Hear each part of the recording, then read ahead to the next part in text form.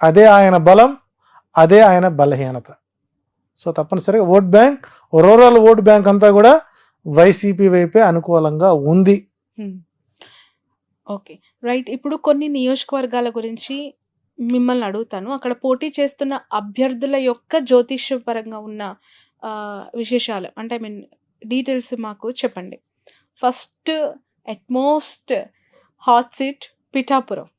నిన్నటికి నిన్న పవన్ కళ్యాణ్ గారు అక్కడ వెళ్ళిన తర్వాత జరిగిన హైప్, అక్కడికి వచ్చిన జనాలు, ఆ సమీకరణ చూసిన తర్వాత నా గెలుపు నల్లేరు మీద నడక అనే ఫీలింగ్లో ఆయన ఉన్నట్టు కనిపించింది.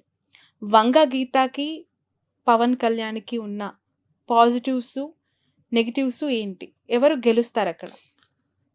ఇక్కడ పిఠాపురం అనేటువంటిది కర్మ పిపాక ప్రాంతం. అది ఏ జ్యోతిష్యుడైనా కూడా ఆంధ్రప్రదేశ్లో ఎవరి జాతకాన్ని రాయాలన్నా, ఎవరి ఫలితాలు చెప్పాలన్నా పిఠాపురంలో సూర్యోదయమైనటువంటి సూర్యోదయ సమయాన్నే ప్రామాణికంగా తీసుకునేటువంటి సాంప్రదాయ విధానం మొదటి నుంచి మనకు ఉంది. అంటే కుంతి మాధవ స్వామి గుళ్ళో దేవాలయంలో గంట కొట్టితేనే పిఠాపురంలో ఉన్నటువంటి కుక్కుటేశ్వర స్వామి దేవాలయంలో కోడిపుంజు శివలింగం మీద వెళ్ళి కొక్కరొక్కు అని అరిస్తేనే ఆంధ్రప్రదేశ్లో సూర్యోదయం అవుతుంది. ఇది చాలా మంది తెలియని రహస్యం. కుంతీదేవికి మోక్షం పొందినటువంటి ప్రాంతం అది. శ్రీకృష్ణుడు అడుగుతాడు, అత్త నీకేం కావాలో కోరుకో అంటాడు. నాకు ఎప్పుడు కష్టాలే కావాలని కోరుకుంటుంది. అదేంటత్త అందరూ అని కోరు ఇలా అంటే, కష్టం అనేది ఉంటే కదా నువ్వు నాకు కనపడేది, కాబట్టి నాకు కష్టాలు ఉండాలి, నువ్వు కడ్డి కనపడాలి. ఎందుకంటే కుంతి మోక్షస్థానం అంటారు దాన్ని. అందులో పాదగయ, గయా ప్రాంతం, కుక్కుటేశ్వర స్వామి పురోహితిక అమ్మవారికి దివ్యస్థలం అది. ఇలాంటి ప్రాంతంలో పిఠాపురం చరిత్రలో 1951 నుంచి 2019 వరకు స్థానికులకు మాత్రమే అక్కడ విజయ అవకాశాలు ఎక్కువ ఉంటాయి. రెండోది, అక్కడ వంగా గీత గారి యొక్క జాతకంలో భాగ్యస్థానం, లాభస్థానం, రాజ్యస్థానాల్లో బలమైనటువంటి గ్రహం ఉండడం, ఆమె ఓపికకి, సహనానికి, ఆమె రాజకీయంగా ఎదిగినటువంటి చరిత్ర, చరిష్మా ఉన్న వ్యక్తి. అంతటి రాజశేఖర్ గారి హయాంలోనే ప్రజారాజ్యం పార్టీ నుంచి గెలిచిన వ్యక్తి. ఒక సామాన్య కార్యకర్తగా, ఒక జడ్పీటీసీ చైర్మన్గా మొదలైనటువంటి ఆమె ప్రహసనం ఈ సంవత్సరానికి బలమైనటువంటి గ్రహస్థితులు ఉంటాయి. ఇక్కడ 36,000 ఓటు బ్యాంక్, దేవాంగ పద్మశాలి ఉన్నటువంటి ఓటు బ్యాంక్. ఈ ఓట్ బ్యాంక్ మొత్తం కూడా ఈ 36,000 ఓటర్లు ఎవరైతే ఉన్నారో వంగా గీతా గారిని తన తోబుట్టువుగా భావించేటువంటి స్వభావం కలిగినటువంటి వ్యవస్థ. మంచికి కానీ చెడుకు కానీ ఏ రోజు ఇంటికెళ్ళినా తలుపు తట్టి పలకరించేటువంటి మనస్తత్వం.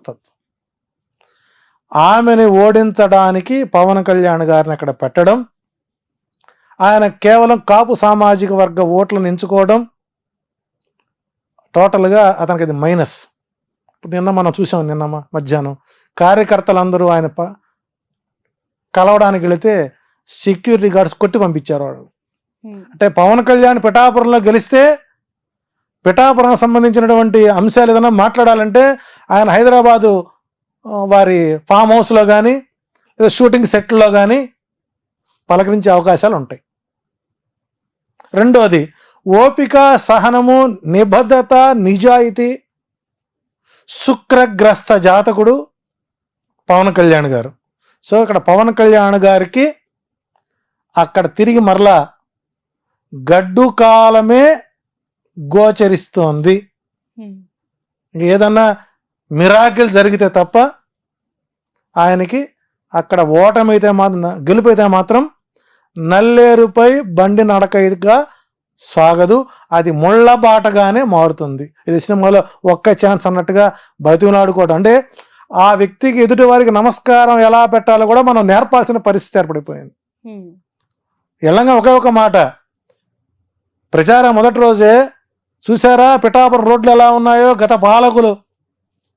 మరి అంతకుముందు వర్మగారి పరిపాలన చేశారు, పెండం దొరబాబు పనిచేశాడు, చేశారు కదా. అంటే ఇక్కడ అక్కడ ఎన్ని గ్రామాలు ఉన్నాయి, ఆ గ్రామంలో ఓట్ బ్యాంక్ ఎంత ఉంది, ఏ ఎవరికి ఏమిటో తెలియనటువంటి స్థితిలో ఓటర్లు, పిఠాపురం ఓటర్లు చాలా తెలివైన వాళ్ళు, విఘ్నులు. కాబట్టి పవన్ కళ్యాణ్ గెలిపించుకొని సినిమా షూటింగ్ల కోసం తిరగాల్సిన అగస్త్యం రాకూడదనుకునే వాళ్ళందరూ కూడా వైసీపీకే ఓటేసే అవకాశాలు ఉంటాయి. రెండోది ఇక్కడ లాజిక్ మనం మిస్ అవ్వకూడదు. ఇక్కడ పవన్ కళ్యాణ్ ఇక్కడ స్థానికంగా పాతుకుపోతే వర్మకి లైఫ్ రాజీ జీతం ఎక్కడి నుంచి వస్తుందండి? కాబట్టి ఇక్కడ పవన్ కళ్యాణ్ ఓడించడానికి తెలుగుదేశం పార్టీ షాడోగా వర్మ గారిని దించి, నీవు పవన్ కళ్యాణ్ ఓడించుకొని వస్తే మీకు నేను ఎమ్మెల్సీ పదవి ఇస్తాను. ఎందుకంటే అదే పవన్ కళ్యాణ్ కనుక తిరిగి అసెంబ్లీకి వస్తే లోకేష్ గారి రాజకీయం దెబ్బతింటుంది.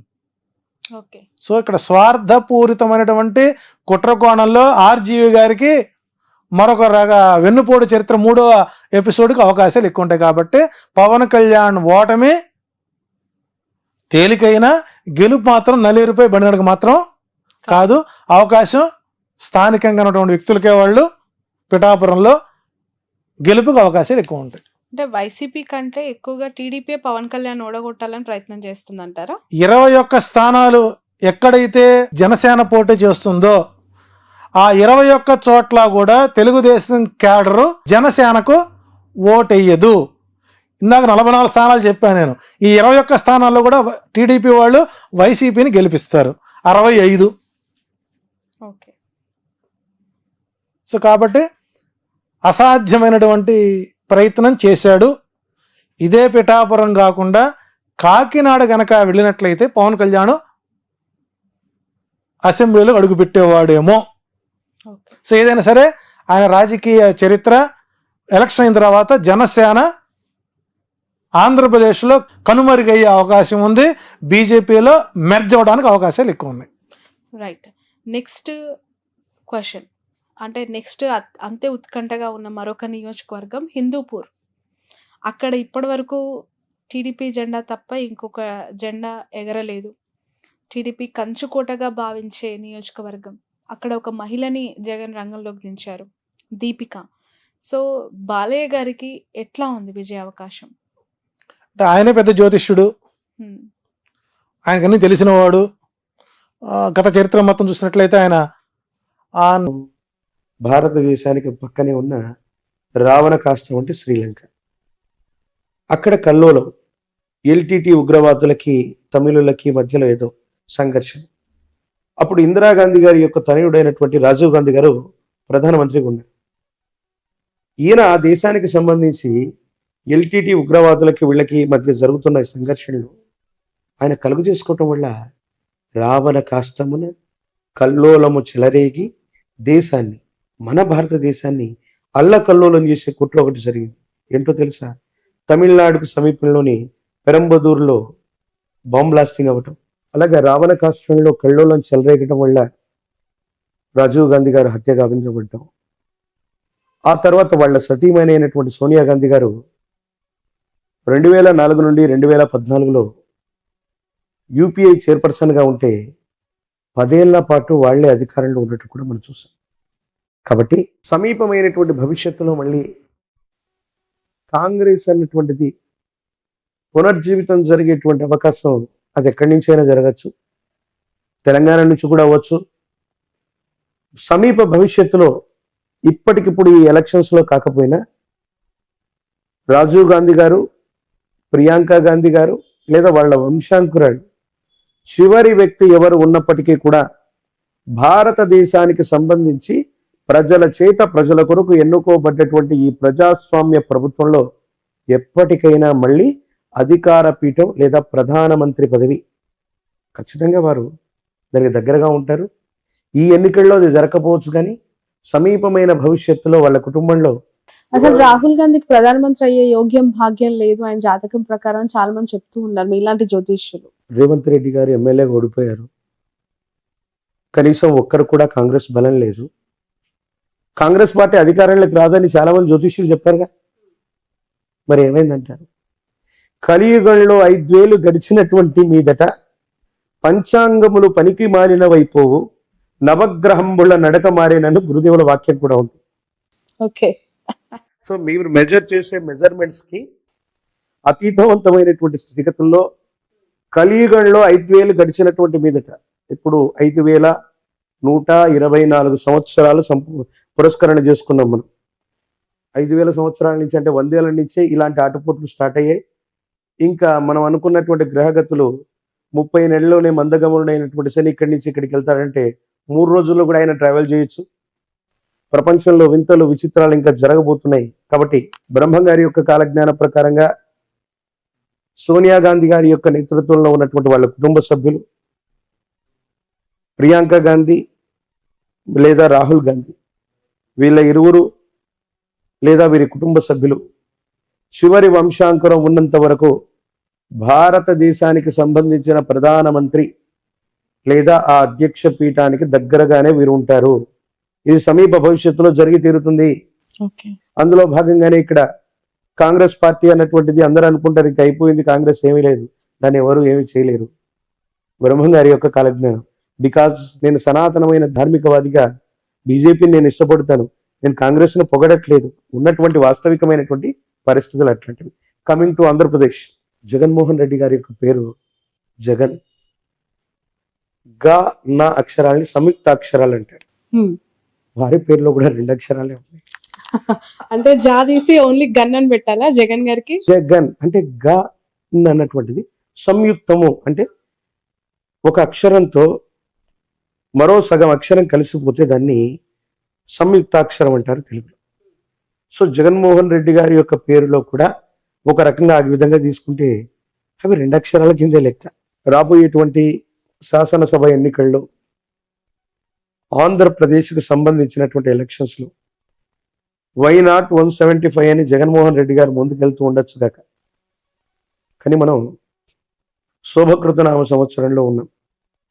శోభకృతనామ సంవత్సరే సర్వసస్యాభివృద్ధయః నృపానాంచ మన్యోన్యం ప్రజానాంచ పరస్పరం.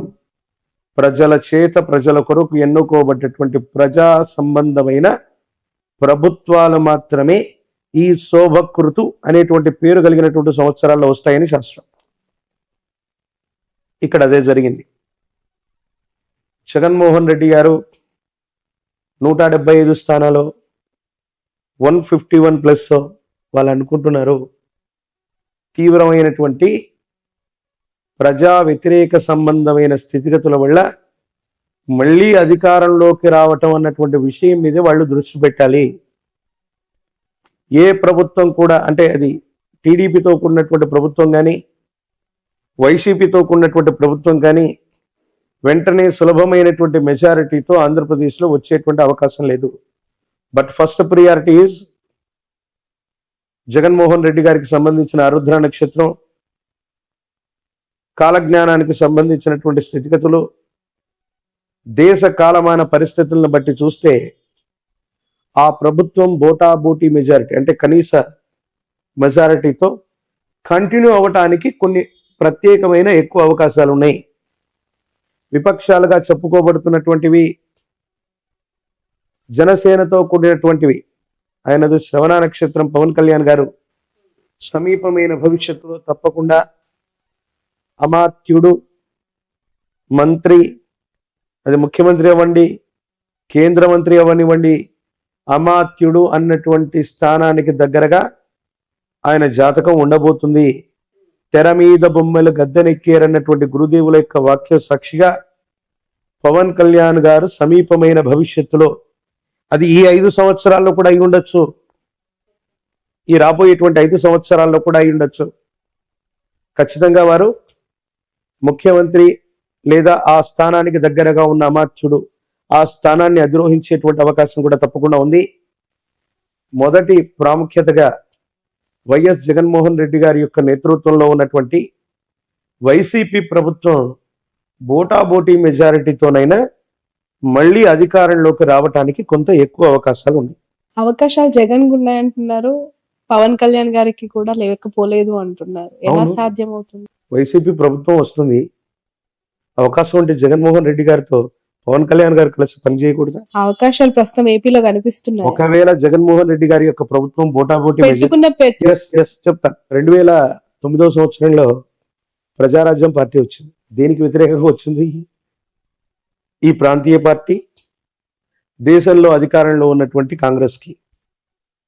అందరూ చిరంజీవి గారి యొక్క జీవితాన్ని, రాజకీయ జీవితాన్ని గొప్ప ఫెయిల్యూర్ అంటారు. నేను చెప్తాను అది చాలా సక్సెస్ఫుల్. అది ఎవరికి సాధ్యం కాని అంశాన్ని ఆయన చేశారు. ప్రజారాజ్యం పార్టీ పెట్టారు, ఎమ్మెల్యే అయ్యారు 5 ఏళ్లలోనే, అంటే పెట్టిన వెంటనే ఎంపీ, రాజ్యసభ అయ్యారు, కేంద్ర మంత్రి కూడా అయ్యారు. 5 సంవత్సరాల తర్వాత పార్టీ విలీనం అయింది. ఎన్టీఆర్ గారు కూడా ఇటు దేశంలో ఇటు రాష్ట్రంలో చక్రం తిప్పగలిగినటువంటి స్థితి ఎన్టీఆర్ గారికి కూడా లేదు. పార్టీ పెట్టారు, ముఖ్యమంత్రి అయ్యారు అంతే. కానీ చిరంజీవి గారు పార్టీ పెట్టినటువంటి నేపథ్యంలో జగన్మోహన్ రెడ్డి గారు బయటికి వెళ్ళిపోవడం వల్ల కాంగ్రెస్ ప్రభుత్వం మైనారిటీలో పడితే కిరణ్ కుమార్ రెడ్డి గారు ముఖ్యమంత్రిగా ఉండడానికి కారణం చిరంజీవి గారు అయ్యారు. అటు దేశంలో ఉన్నటువంటి యూపీఐ కూటమిలో కూడా మిత్రస్వామ్యంగా వాళ్ళు ఉన్నారు. అటు దేశంలో రాష్ట్రంలో 2 గవర్నమెంట్లో పనిచేసి 5 సంవత్సరాల తర్వాత వాళ్ళు విలీనమైపోయారు కాంగ్రెస్లో. జనసేన పార్టీ అవసరం కూడా రేపు పొద్దున్న తెలుగుదేశానికే కాదు, వైసీపీ అవ్వచ్చు, వైసీపీ బోటాబోటీ మెజారిటీతో ఏదైనా ప్రభుత్వాన్ని ఫామ్ చేసి సమీపమైన భవిష్యత్తులో ఏవైనా ఇబ్బందులు ఉన్నప్పుడు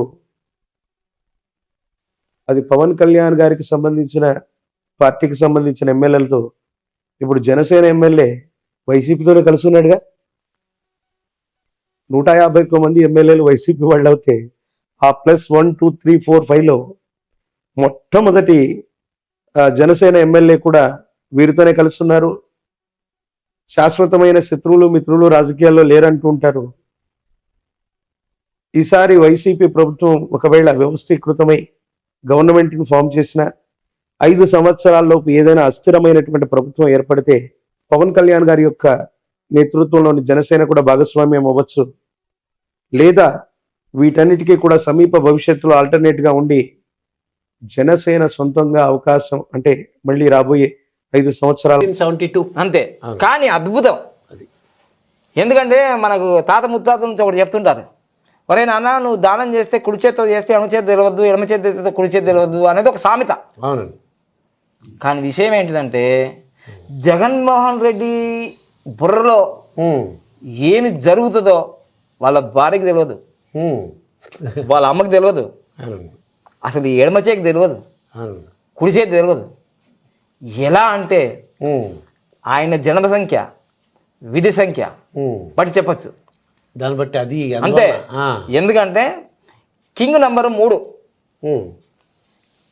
క్వీన్ నంబరు 7. ఎలా కింగ్, ఇది కింగ్ 3 ఎలా ఈ మొత్తం 12, 12, 21, 12, ఇది 3, ఇది 3, ఇవన్నీ క్యాల్కులేషన్ చేస్తే వచ్చేస్తుంది మీకు. ఇదిగోండి ఇది 3 అవుతుందండి, 3, ఇది 3 అవుతుంది, 3 అండి. ఎస్ ఇది 10 అవుతుందండి, ఇది 9 అవుతుందండి. ఓకే. సో ఇది 19, 19 + 6, 18 + 6 25. అబ్బా అద్భుతమైన number. 25. Praise the Lord, Jesus number. Okay. ఆయన కన్నా ముందే పుట్టాడు, 4 రోజుల ముందే. ఓకే. అందుకోసం చూడండి, అంటే రాజకీయాలంటే ఈయన దగ్గర నేర్చుకోవాలి. రాజకీయాలంటే మన జగన్మోహన్ రెడ్డి గారి దగ్గరే నేర్చుకోవాలి. అంతే. మరి భారతదేశంలో ఎవడండి పార్టీ పెట్టి ఒక్కసారి ఇంత బంపర్ మెజార్టీతో గెలిచిన చరిత్ర ఎక్కడ ఉందా? లేదండి. ఈ బాహుబలి రికార్డులు, త్రిపుర రికార్డులు, అసలు రికార్డులకే రికార్డు. ఓకే. ఇది నంబర్. సో ఈ నంబర్ ఎప్పటికి ఉంటుంది అంటే ఉండదు. మళ్ళీ ఇప్పుడు వై నాట్ అంటున్నారు. Why not 175. అవును. ఇప్పుడు మీ అభిప్రాయం చెప్పండి. నేను అభిప్రాయం, మీ అభిప్రాయం కాదు, నంబర్ అభిప్రాయం చెప్దాం. నెంబర్ అభిప్రాయం చెప్పండి. సో ఎందుకంటే ఈ క్వశ్చన్ ఇప్పుడు చూద్దాం నిజం జరుగుతుందా కాదా. ఈ వీడియో ఎప్పటికి ఉంటుంది, మళ్ళీ డేట్ చెప్పండి. ఈ మధ్య ఇవాళ జనవరి 18, 2024. 2024 టైం కూడా చెప్పండి. 5 గంటల 23 నిమిషాలు అయిందండి. ఎందుకంటే వీళ్ళకి తోక తెలియదు తొండం తెలియదు యూట్యూబ్ లో చూసే వాళ్ళకి. ఈయన ఎలక్షన్ ముందే వచ్చి వీడియో చేశాడు అంటాడు. అవునండి. ఇవాళ ఎన్టీఆర్ సీనియర్ ఎన్టీఆర్ యొక్క వర్ధంతి వర్ధంతి. మరి అందువల్ల ఇది ఈ రోజు చేస్తున్నాం మన వీడియో. మనం ఇంతకు ముందు తెలంగాణ ఎలక్షన్ ఎప్పుడు చేసాము? అది ఇందిరాగాంధీ పుట్టినరోజు చేశారు, చూసారా? నవంబర్ 19. మరి తెలుసుకోవాలి కదా వాళ్ళకి. జనాలు ఏమనుకుంటున్నారంటే ఏదో ముందే చేస్తారు, ఏదో ఏదో పేడ్ ఆర్టిస్టులు అనుకుంటున్నారంతా. పేడ్ లేదు, ఏం లేదు, మీకు వచ్చేది లేదు, నాకు వచ్చేది లేదు. ఇక్కడ సబ్జెక్ట్ చెప్తున్నాం. ఓకే, సో అందుకోసం ఇక్కడ ఉన్న నంబర్లో ఈ చిదంబర రహస్యము, సూర్యయంత్రము, దీని లోషోగ్రీడ్ అంటారండి. దీంట్లో ఏమేమి ఉన్నాయో చూసుకుందాం మనం. ఓకే, సో 1 3 సార్లు ఉందండి. 1 3 సార్లు ఉంది. షర్మిలమ్మ కూడా ఉంది. ఓ ఇది మహాత్మా గాంధీ గారికి ఉందండి. మహాత్మా గాంధీ కాదు, ఏపీజే అబ్దుల్ కలాం గారికి, నెహ్రూ గారికి, ఇందిరాగాంధీ గారికి, మోడీ గారికి, వీళ్ళందరికీ ఈ 1 ఎక్కువగా ఉండే సూర్య ఆధిక్యత. అది రాజకీయ పదవులు, సీఎంలు, పిఎంలు, అమ్మ బాబా. మరి లేకపోతే ఎలా ఉంటుంది? అదొకటే కాదు, మళ్ళీ వాజ్పేయి గారికి కూడా 2 ఎక్కువగా ఉన్నాయి. వాజ్పేయి గారు ప్రధానమంత్రి. ఇప్పుడు 2 ఎన్ని ఉన్నాయండి? 1 2 3 ఉన్నాయి. అబ్బాబ్బాబ్బా, మామూలు కాదు. 2 కోమలత్వం, సున్నితత్వం, ఉంటారు. Hurt ever,